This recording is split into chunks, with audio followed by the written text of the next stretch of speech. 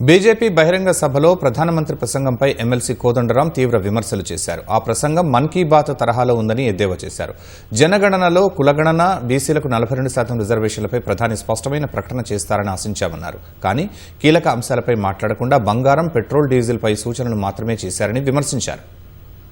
హైదరాబాద్ వచ్చిన సందర్భంగా వారు వచ్చి చాలా అయిపోయింది 10 తర్వాత భూకంపమే అన్నట్టుగా చాలా మంది ప్రసంగాలు చేస్తే మేము ఎన్ని పెద్ద విషయాలు చెప్తారో అనుకున్నాం. గానీ మన్ కీ బాత్ ఎట్లా జరుగుతుందో ప్రసంగం అదే రీతిలో నిన్న ప్రసంగం జరిగింది. పెట్రోల్ తక్కువ వాడండి, కార్లు వాడకండి, మెట్రో రైల్లో ప్రయాణించండి, బంగారం కొనకండి, విదేశీ ప్రయాణాలు చేయకండి, ఇవి చెప్పడానికి ఇంత దూరం రావాల్సిన అవసరం లేదు. దూరదర్శన్ లో సాయంకాలం ఉపన్యాసం పెడితే ప్రజలందరూ కూడా చూసేవారు.